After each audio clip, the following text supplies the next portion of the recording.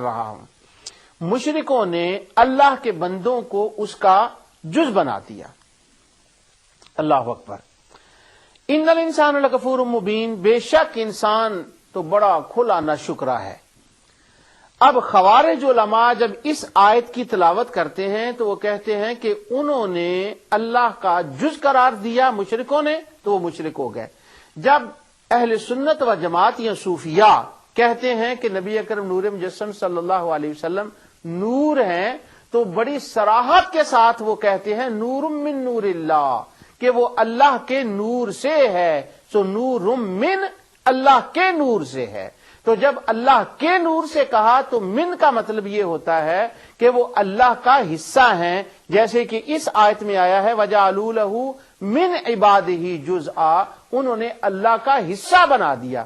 تو نور کہنے سے شرک اس لیے لازم آتا ہے کہ جیسا مشرکوں نے اپنے معبودوں کو اللہ کا حصہ بنایا تھا، جب نور رسول اللہ صلی اللہ علیہ وسلم کو کہیں گے نور من نور اللہ کہ وہ اللہ کے نور سے بنے ہیں، تو یہ بھی اللہ تعالیٰ کے نعوذ باللہ جسم کا لفظ نہیں میں کہنا چاہتا کہ وہ بھی ایک اللہ کے جسم کا حصہ ہیں. یعنی اللہ تعالیٰ نے یہاں سے کچھ لیا اپنے جسم سے اور اس سے حضور کو بنا دیا.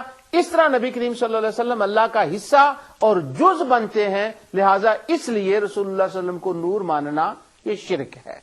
یہ دلیل اس کے اوپر دی جاتی ہے. آگے چلنے سے پہلے میں جز جو لفظ ہے، میں نے عرض کیا تھا کہ جز کا معنی میں آپ کو بتاؤں گا. جز کا معنی کیا ہے اس کو ذرا قرآن کریم سے دیکھ لیں. اتفاق یہ ہے کہ جز قرآن کریم میں صرف 2 مرتبہ یہ لفظ آیا ہے، ایک سورہ زخرف میں اور سورہ بقرہ میں. دوسری جگہ پر جز کا معنی کلیئر کر دیا گیا ہے. آگے بھی میں اس کا بیان کرتا ہوں.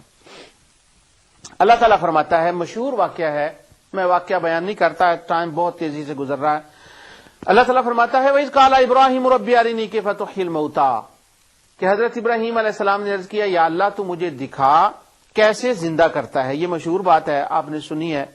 تو اللہ تعالیٰ نے ان کو حکم دیا کہ تم 4 پرندے لے لو، ان کو ذبح کر لو، پھر کیا کرو ثُمَّ اجْعَلْ عَلَىٰ كُلِّ جَبَلٍ مِّنْهُنَّ جُزْءًا، تو پھر ان کو کیا کرو کہ ان کے جو اجزاء ہیں، جز ہیں، ان کو آپس میں ایک دوسرے میں مکس کر دو. یعنی اس پرندے کا کچھ گوشت لو، اس کا کچھ جز لو اور اس میں ڈال دو، اور اس کا کچھ جز لو تو وہ اس میں ڈال دو. تو جز کا معنی ہوتا ہے کسی کے جسم کا حصہ جدا کرنا، یہ جز کا معنی ہے. تو وہ اس کے جسم کا حصہ ہو تو وہ جدا کر دیا جائے تو اس کو جز کہتے ہیں. تو ابراہیم علیہ السلام نے اس طرح سے کیا. تو جز کا معنی ہے جسم سے اس کے حصے کو جدا کر دینا. تو وہ کہتے ہیں جب نور من نور اللہ کہا تو نعوذ باللہ اللہ تعالیٰ کا جو بھی اس کی شان کے مطابق اس کی آیت ہے، جیسے بھی اللہ تعالیٰ ہے، تو جب اس نے جدا کیا نور محمد صلی اللہ علیہ وسلم کو تو یہ شرک ہو گیا. اب یہاں میں جز کا ایک معنی بتانے کے بعد پہلے یہ بتا دوں کہ کافی باتیں ہیں. اب مجھے یہ نہیں اندازہ ہو رہا ہے کہ میں پہلی کون سی بتاؤں. جو میں نے ترتیب کی قائم کی ہے اسی کے مطابق میں عرض کرتا ہوں. سب سے پہلے یہ دیکھ لیں کہ جز جو ہے اللہ تعالیٰ کا وہ کنہوں نے بنایا تھا اور جز کیسے بنتا ہے. اور کیا ہم جب رسول اللہ صلی اللہ علیہ وسلم کو جز کہتے ہیں تو وہی معنی ہوتا ہے جس معنی کا یہ ذکر آ رہا ہے. اللہ تعالیٰ نے ارشاد فرمایا یا اہل الکتاب لا تغلوا فی دینکم ولا تقولوا علی اللہ الا الحق، اے اہل کتاب یعنی عیسائیوں دین میں غلو نہ کرو. یہ غلو کا معنی بھی مجھے اب میرا دل چاہتا ہے کہ میں غلو کا معنی بھی یہاں بیان کروں، کیونکہ جب ہم نعتیں پڑھتے ہیں تو کہ یا نبی اکرم نور جسم صلی اللہ علیہ وسلم کا ذکر کرتے ہیں تو تانا دیا جاتا ہے تم غلو کرتے ہو، اور یہ آج پیش کی جاتی ہے کہ غلو کرتے ہو ذکر مصطفیٰ میں، نور مان کر بھی غلو کرتے ہو. لیکن چھوڑے بہرحال. اچھا آگے اللہ تعالیٰ فرماتا ہے، میں یہ بیان کر رہا ہوں کہ جز کس کو کہتے ہیں. انما المسیح عیسی ابن مریم رسول اللہ وکلمتہ، بے شک عیسیٰ ابن مریم اللہ تعالیٰ کا رسول ہے اور اس کا کلمہ ہے. القاہا الی مریم، اللہ تعالیٰ نے حضرت مریم کی طرف القاء کیا. وروح منہ، اور وہ اس کی روح ہے. اب یہ سورۃ النساء کی 171 آیت ہے. تو اللہ تعالیٰ فرماتا ہے وروح منہ، وہ اس کی روح ہے. اب جو عیسائی ہیں ان کا اس میں جو غلو کا عقیدہ ہے وہ اس کا رد کیا جا رہا ہے کہ اللہ حضرت عیسیٰ علیہ الصلوۃ والسلام وہ نہیں ہے جو تم مان رہے ہو. تو عیسیٰ علیہ السلام کیسے اللہ تعالیٰ کا ان کو عیسیٰ علیہ السلام کو وہ کیسے جز مانتے تھے؟ تو غلو کیا تھا؟ وہ یہ ہے، اس کا بیان اسی اگلی سورت سورہ مائدہ میں اللہ تعالیٰ فرماتا ہے 72 آیت میں کہ لقد کفر الذین قالوا ان اللہ ثالث ثلاثہ. یہ جز کا معنی میں آپ کو بتا رہا ہوں کہ اللہ تعالیٰ کا جز کیسے بنتا ہے. تو عیسائیوں نے کیا وہ کہتے ہیں کہ اللہ تعالیٰ کی ذات 3 چیزوں کی بنی ہوئی ہے، نعوذ باللہ من ذالک، کہ جب خدا لفظ کہتے ہیں تو وہ 3 چیزیں ہوتی ہیں.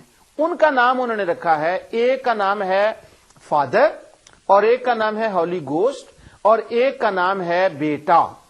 تو اللہ تعالیٰ فرماتا ہے کہ وہ کہتے ہیں لقد کفر الذین قالوا ان اللہ ثالث ثلاثہ.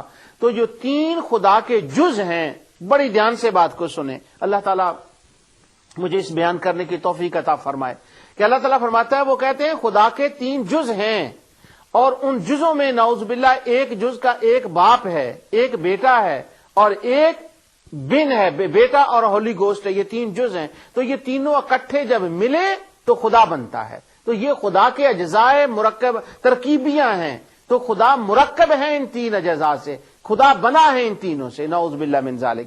تو اللہ تعالیٰ فرماتا ہے لقد کفر الذین قالوا، یہ کفر ہے یہ کہنا کہ خدا اجزاء میں ہے، اور اس طرح سے خدا کا جز ماننا یہ کفر ہے، نعوذ باللہ من ذالک.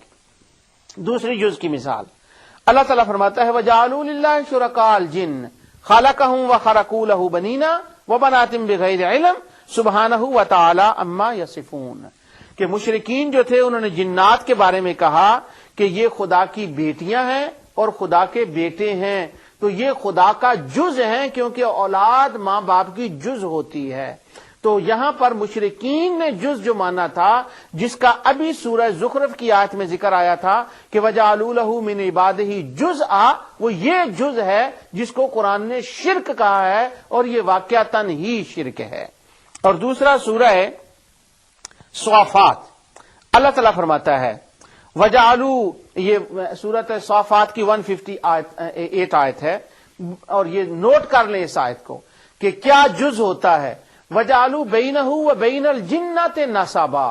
اللہ تعالیٰ فرماتا ہے کہ تم نے تو مشرکوں کو کہہ رہا ہے تم نے جنوں کو خدا مانا، خدا کی بیٹے بیٹیاں قرار دیا، اور وَجَعَلُوا بَيْنَهُ وَبَيْنَ الْجِنَّةِ نَسَبًا، اور جنات اور جننیوں کو خدا کا تم نے نسبی رشتہ اس کے ساتھ قائم کر دیا کہ تم بھی یعنی تم نے یہ کیا کہ وہ جنات اس کا جز ہیں، اس کی اولاد ہیں، اور نسبی رشتہ ہے دونوں کے درمیان میں. وہ جو آیت سورہ زخرف کی ہے اس کے اندر اس چیز کو بیان کیا گیا ہے کہ جز خدا کا ماننا یہ شرک ہے. لیکن جو ہم کہتے ہیں کہ رسول اللہ صلی اللہ علیہ وسلم اللہ نور من نور اللہ، وہ نعوذ باللہ نہ اولاد ہے، نہ اس کا جز ہے، نہ اس کے جو بھی اس کی شان کے مطابق اس کی کیفیت ہے اس کا وہ حصہ ہے. یہ بات تو ہم سرے سے مانتے ہی نہیں، تو نور ماننے سے شرک کیسے پیدا ہو گیا؟ اب اس کی میں تفصیل آگے جا کر عرض کرتا ہوں. دوسرا، وہ خوارج علماء جو اس سے بڑا نقطہ نکالتے ہیں، وہ کہتے ہیں کہ اللہ تعالی نے فرمایا کہ وَجَعَلُوا لَهُ مِنْ عِبَادِهِ جُزْءًا، اس کے بندوں کو اس کا جز قرار دے دیا. اور من جو لفظ ہے یہ ہے اللہ تعالیٰ کے قرار دینا کہ اس کی ذات سے وہ بنا ہے. یہ میں گھبرا رہا ہوں لفظ بولتا ہوا، اللہ تعالیٰ میرا مولا مجھے معاف فرمائے کہ یہ کیا سوٹیبل الفاظ ہیں، کیونکہ جس لفظ کو بھی میں چنتا ہوں اس میں کوئی نہ کوئی دوسرا معنی نکلتا ہے.